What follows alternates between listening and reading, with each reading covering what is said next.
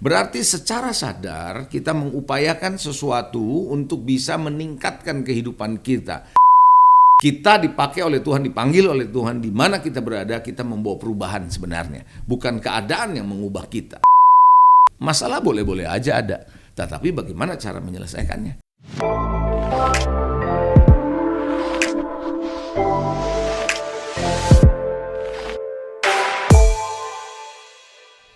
Apa kabar? Haleluya, saya percaya para pemirsa dimanapun Anda berada, saya percaya Tuhan memberkati Anda. Bersama saya kembali dengan Leonardo Syamsuri di sini, dan saya akan masuk dalam episode berikutnya dan melanjutkan episode terakhir kemarin berbicara mengenai kebiasaan. Ya, nah saudara, Anda sudah dengar tentunya episode sebelumnya bagaimana kebiasaan-kebiasaan itu perlu dibangun secara sengaja oleh kita, baru kebiasaan itu kemudian membangun kita punya masa depan, ya.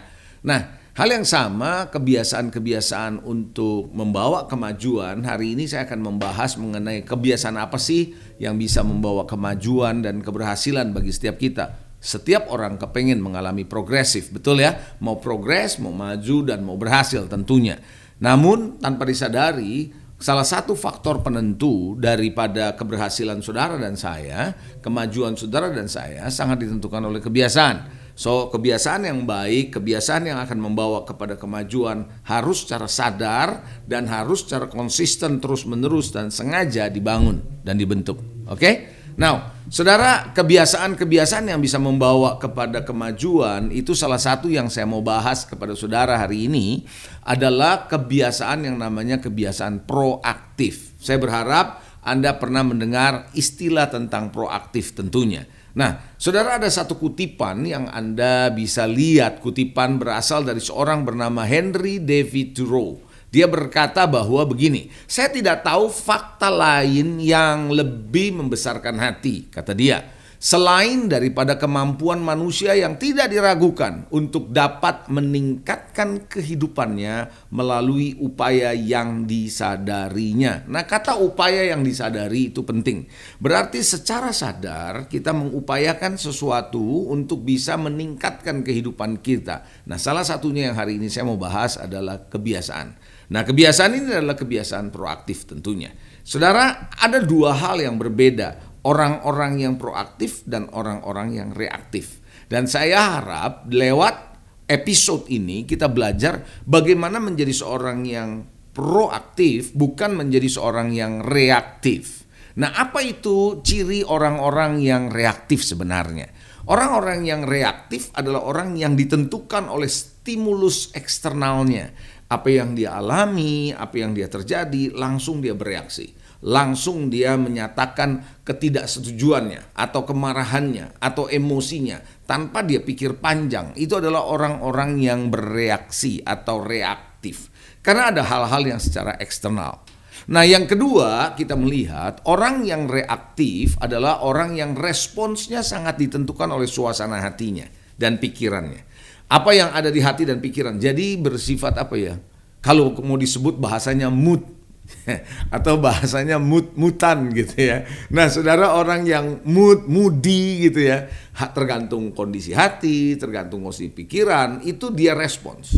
Jadi artinya dia seperti apa ya? Permainan yoyo begitu, turun naik tergantung suasana hati dan pikirannya. Kalau hati dan pikirannya lagi oke, responsnya oke. Tapi kalau hati dan pikirannya lagi nggak oke, wow, apalagi lagi kalut, udah responsnya kacau. Itu yang namanya orang yang bereaksi atau reaktif. Orang yang reaktif, yang ketiga saya melihat cirinya adalah memfokuskan perhatiannya kepada kelemahan orang lain. Jadi apa yang menjadi kelemahan orang lain, masalah, keadaan-keadaan yang tidak bisa dikendalikan, itu justru menjadi perhatian. Jadi Bapak Ibu Saudara, lihat deh orang-orang yang reaktif sifatnya. Biasanya seringkali melihat kelemahan orang lain, dia bereaksi. Saudara, ada masalah, dia bereaksi. Jadi kadangkala saudara, kita ini jadi tanpa disadari sangat dipengaruhi oleh keadaan luar sebenarnya kalau kita mau bilang. Ada masalah, kita bereaksi. Ya toh, nggak ada masalah juga reaksi kita juga ditentukan oleh itu. Sebenarnya hidup kita tidak ditentukan oleh apa yang di sekitar kita. Sebenarnya begitu, kalau kita sebagai ciptaan Tuhan, kita dipakai oleh Tuhan, dipanggil oleh Tuhan, di mana kita berada, kita membawa perubahan sebenarnya. Bukan keadaan yang mengubah kita. Nah, jadi orang reaktif, sekali lagi yang kedua yang berikut ini adalah kelemahan orang lain jadi fokus, masalah-masalah jadi fokusnya, lalu perhatiannya, lalu kemudian keadaan yang bahkan tidak bisa dikendalikan pun itu menjadi perhatiannya. Ingat saudara, dalam hidup ini kadang-kadang ada masalah yang keadaan di mana Anda nggak bisa apa-apa. Sekali waktu saudara ada kisah di Alkitab bagaimana orang tua, seorang ayah punya anak yang kerasukan setan dan masalah anak ini sejak dari kecilnya. Begitu saudara. Sampai suatu ketika murid-murid Yesus coba mengusir setan dari anak ini nggak bisa. Tapi Yesus bisa mengusirnya dengan begitu mudah. Nah, setelah Yesus bersama muridnya di rumah, bertanyalah murid-muridnya kepada Yesus, bertanya, kenapa tadi kami tidak bisa usir? Sedangkan kok Yesus bisa lakukan dengan mudah. Nah, Yesus berkata, jenis ini hanya bisa diusir dengan doa dan puasa. Ya saudara, artinya dari situ kita bisa menyimpulkan perkataan Yesus, pernyataan Yesus ini adalah bahwa ada hal dalam hidup ini yang tidak bisa kita lakukan apapun, kecuali dengan doa dan puasa. Jadi ada kalanya saudara, jangan bereaksi, jangan menjadi orang reaktif, karena Anda mesti tahu ada hal-hal yang Anda tidak bisa kendalikan. Oke? Nah, yang berikutnya kita melihat orang yang reaktif adalah orang yang cenderung punya sikap menyalahkan ataupun menuduh. Suka menuduh, suka menyalahkan orang lain, dan dia bilang saya nggak tanggung jawab ya yang begini, saya nggak tanggung. Padahal itu menjadi bagian dari orang ini punya masalah juga. Bukankah peristiwa dan cerita yang kita sering baca di Alkitab, khususnya di Kejadian, saudara, di kitab Kejadian, ketika manusia diciptakan dan manusia jatuh dalam dosa. Lalu Tuhan bertanya kepada Adam, ya kan, bahwa Adam ditanya sama Tuhan, di mana engkau berada dan siapa yang kasih tahu kamu telanjang dan seterusnya. Lalu dia bilang ini karena perempuan ini. Dia melemparkan tanggung jawabnya, menyalahkan Hawa. Hawa menyalahkan ular, begitu seterusnya. Kebiasaan ini berulang dan menurut saya ini adalah yang tidak baik. Artinya contoh dari orang yang bereaksi atau reaktif yang tidak memperlihatkan tanggung jawab. Oke, nah kita akan melihat sekarang bagaimana atau apa saja ciri dari orang-orang yang proaktif. Artinya proaktif adalah Anda mempunyai inisiatif. Artinya proaktif adalah Anda tidak pasif. Kira-kira nanti di bagian terakhir saya akan jelaskan kepada saudara. Ikutin saja supaya Anda tahu apa sebenarnya proaktif itu. Nah, orang yang proaktif adalah orang yang ditentukan oleh pilihan-pilihan mereka sendiri. Mereka tahu hidup ini adalah konsekuensi dari pilihan mereka. Jadi mereka memilih betul-betul tahu apa konsekuensinya, apa akibatnya, dan siap untuk menerima konsekuensi dan akibatnya. Dan ini adalah tanda atau ciri orang yang bertanggung jawab, orang proaktif. Ditentukan oleh pilihannya sendiri. Lalu orang yang proaktif juga adalah orang yang responsnya terhadap ada apa yang ada dirinya, apa yang ada di sekitarnya, stimulus-stimulus eksternalnya, itu sangat ditentukan oleh nilai-nilai yang mereka sudah yakini. Mereka punya nilai, orang-orang proaktif adalah orang yang hidup berdasarkan value system, nilai-nilai luhur gitu. Nilai-nilai yang baik, nilai-nilai Alkitabiah gitu. Itu yang ada dan mereka percaya dan pegang itu. Dan atas dasar nilai ini, ketika ada masalah, ketika ada problem, ketika ada tantangan, ketika ada kesulitan, ketika ada tekanan, mereka merespons atas dasar values yang mereka percayai. Jadi mereka nggak sembrono melakukan. Mereka tahu, contoh kita diminta dalam Alkitab, diajarkan untuk mengucap syukur dalam segala hal. Maka apa yang terjadi, dia selalu akan bersyukur ketika ada masalah. Belajar untuk mensyukuri karena masalah. Bukan karena masalahnya mereka bersyukur, tapi dia bersyukur di tengah masalah ada Tuhan. Kira-kira begitu saudara. Nah ini value system. Kan ada orang kalau ada masalah ngomel, ya kan? Bersungut-sungut, ya kan? Nah kenapa? Karena values-nya nggak ada gitu. Sementara saudara, orang yang proaktif berikutnya kita bisa melihat adalah orang yang perhatiannya kepada penyelesaian masalah. Bukan kepada masalahnya, bukan menyalahkan orang lain, tapi penyelesaian masalah.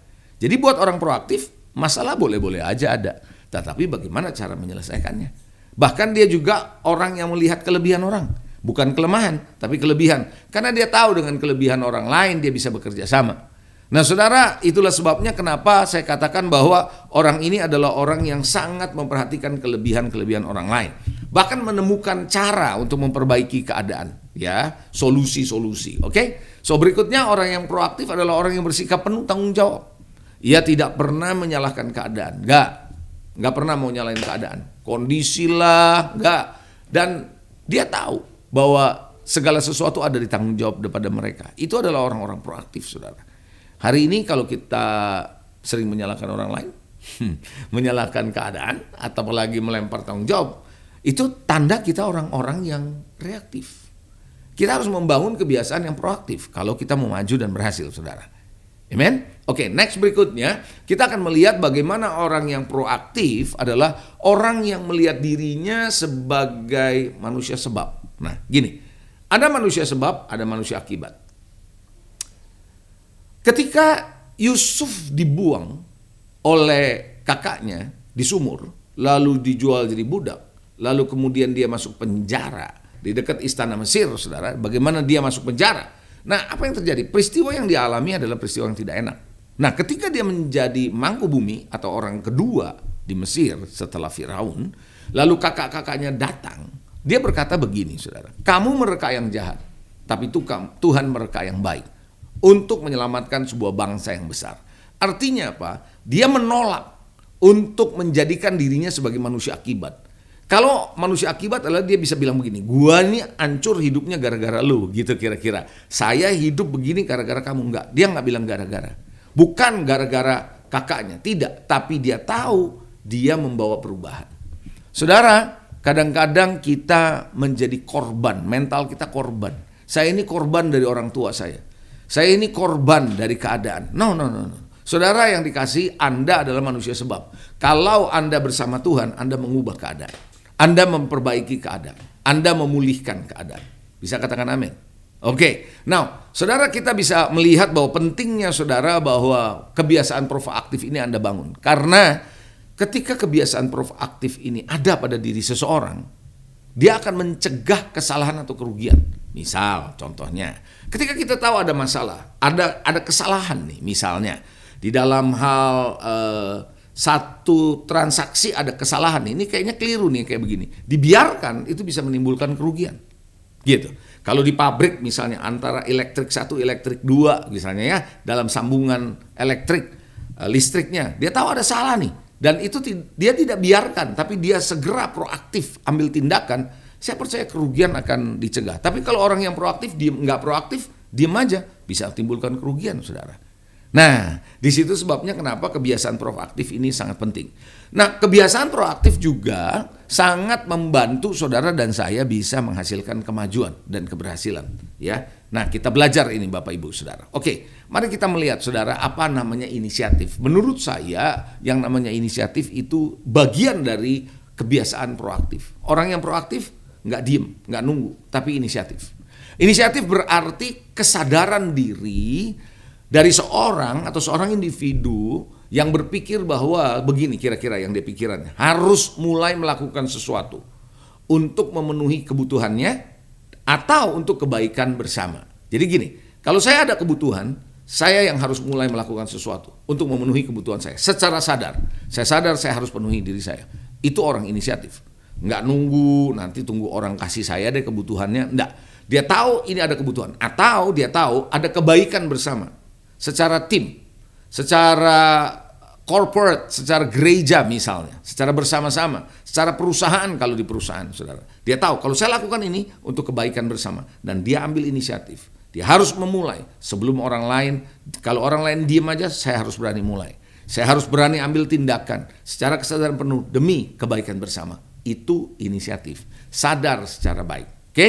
Baik, saudara, mari kita lihat saudara bagaimana caranya saudara dan saya bisa membangun kebiasaan proaktif. Yang pertama, jangan pasif. Jangan tunggu instruksi, tunggu tugas, jangan pasif. Banyak orang pasif, orang nunggu gitu. Ya, diem aja. Saya suka berkata begini.